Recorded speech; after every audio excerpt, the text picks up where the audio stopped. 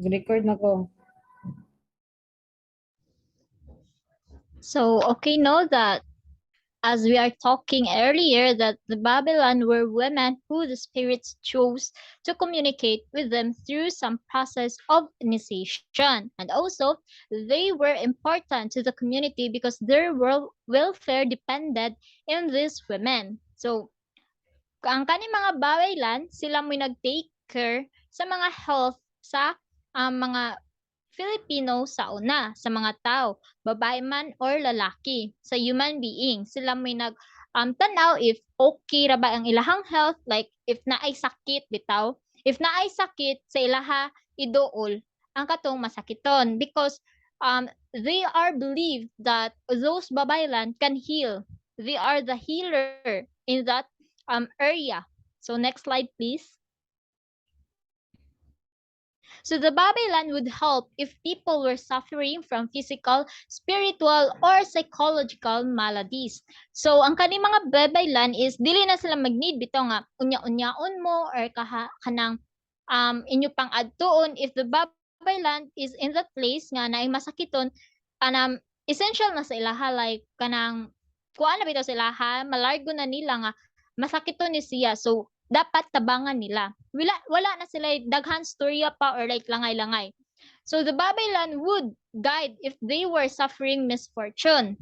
So ang Babylon pod is mo guide sa mga tao if na ay mga misfortune because Babylon believe that they have a spiritual being nga maka help sa ilaha to guide a person, like gifted bitaw sila sa God.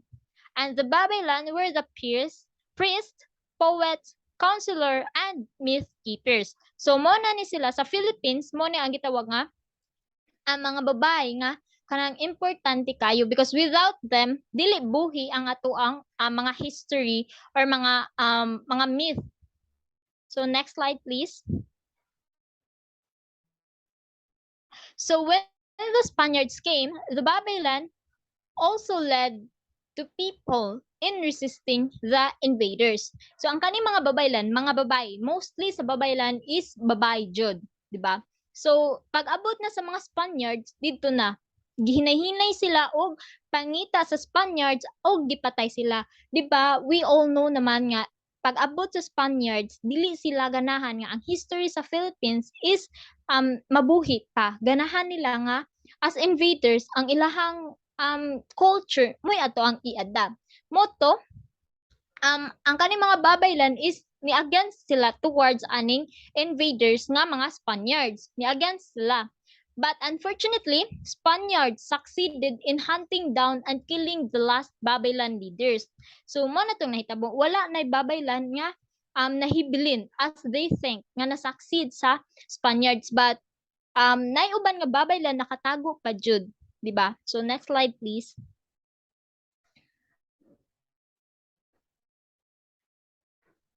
So signaled the beginning of the lowering of the status of women in Philippine communities. Dito na nag-start, pagkatong wala na ang mga babaylan, naabot na ang katong mga Spaniards, dito na nag-start nga, ubos na kaayo ang pagtanaw sa babay. Gi-lockdown na ang babay. So women, gitanaw na sila as mga trophies lang sa lalaki or like mga caretaker lang sa mga lalaki, tiglimpyo sa balay, tiglimpyo sa bal, niya ang mga lalaki wala. Sila ang hari, sila ang dominant, but the woman is like if ganahan sila mo gamit sa women, if they want to have a sexual intercourse sa women, if dili ganahan ang women, walay mahimo ang babay. Why? Because at that time is dominant ang lalaki. So kung unsay isulti sa lalaki, dapat sundon sa babay. At this moment, at this point, naabot na ang discrimination against women sa Philippines. Dito na nga naubos ang tanaw sa women.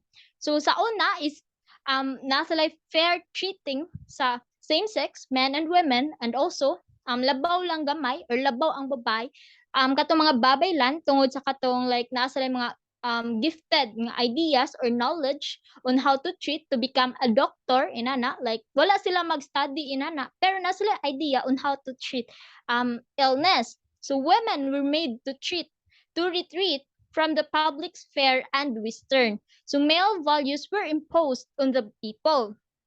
So mana to, na ubos na ang tanaw sa mga babay and ang mga lalaki mo to gipakita na nga mas dako og value ang lalaki kontra sa babay. Ang value sa babay is alipin ra sila sa lalaki. Mo na nahitabo during ana nga time. Saka to diri sa babaylan history. So next slide please. So however, the Babylon were never totally suppressed. And up to this day, we find them in various communities among our different religions.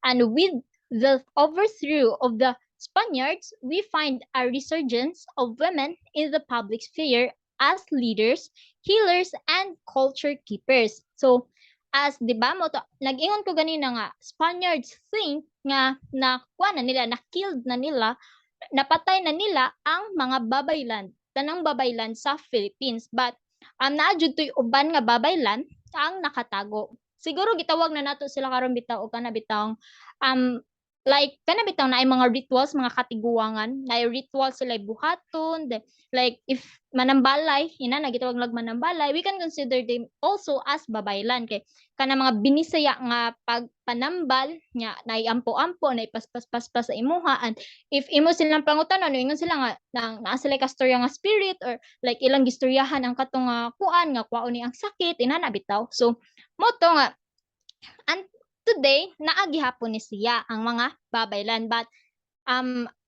nakuan lang nato that pag-abot na sa Spaniards jud is naubos na ang tan-aw sa babay. But as the centuries nilabay na ang mga centuries sa mga panahon, nakagain man taog nakagain man ang babay og emancipation, di ba?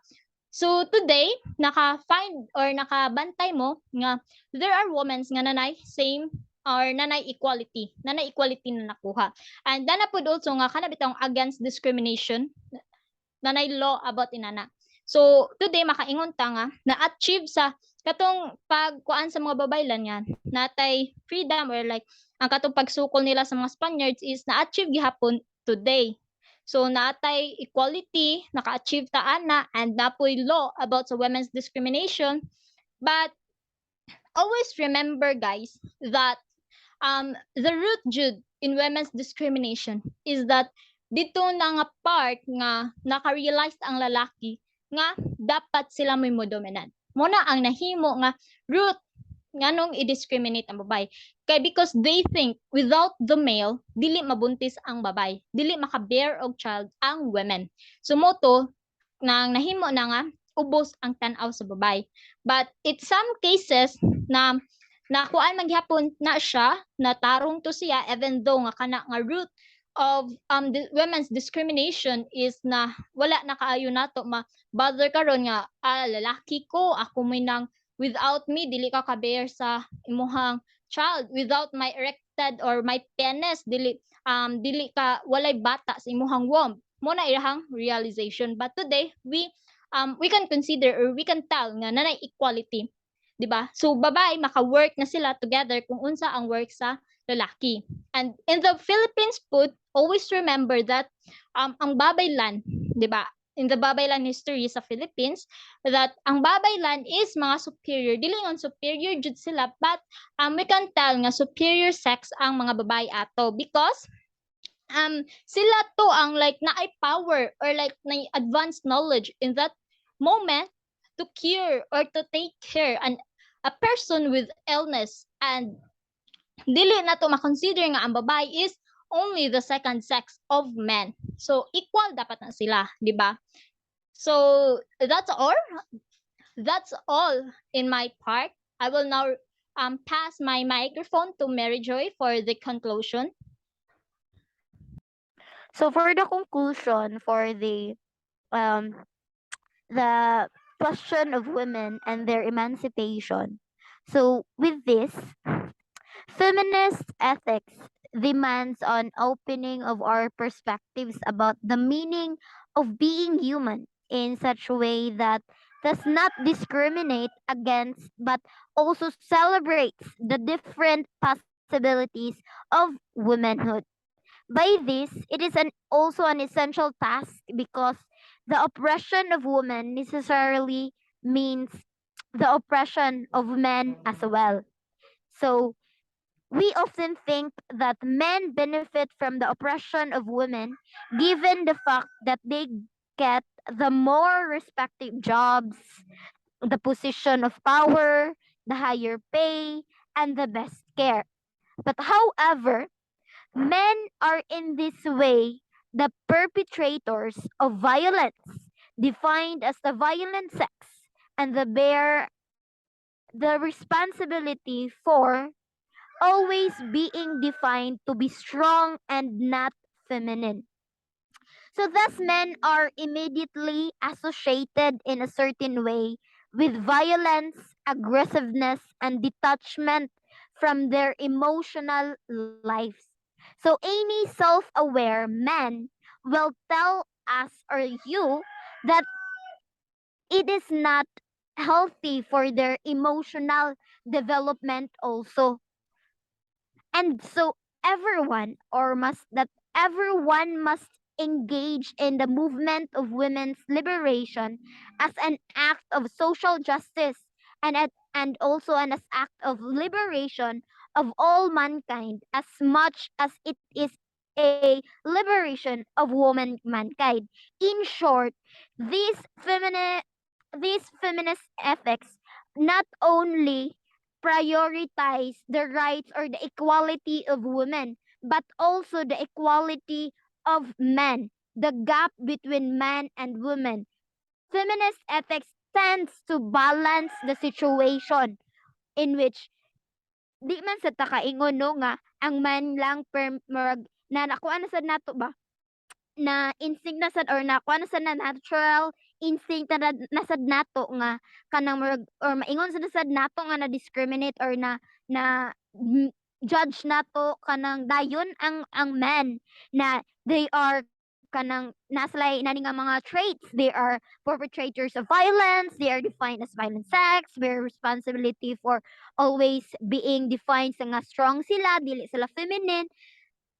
Nya murag ang ilaha lang is in the certain way with the kuan lang sila sa kanang emotional development nila na kuan natandog sila kay we tend to judge men to be that kind of kanang that they have that kind of characteristics that we don't know the eye nga ning murag nig sige tag fight women that we have rights, we need equal rights, that we are not like that, we man should not treat us like that or should not think that we are like that only. So us also napafeel sad nato sila. So by this we nagikuan dir emphasize diri nga dili lang kay sa women gipangita ang equal rights but also both men, women or both humankind nga naglive ari sa world equal rights ang gipangita both sides. Ma front man or ma back. Ma woman man or ma man. So in short, we tend to kanang fight or eager to achieve social justice and an act of liberation both mankind and womankind.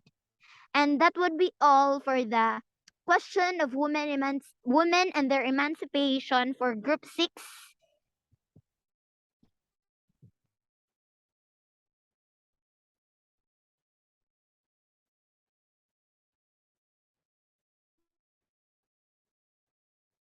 in which ang reporters are the following. Um, yours truly, Marijer Argawanon, Aloisa Miano, Marisol Pelayo, Merlindi Taytayan, and of course, Rhea Arrogancia. And special thanks for the member of Group 5, which is Fatima Bulambao, for um, letting us kanang borrow her so that we can record this report. That would be all. Thank you.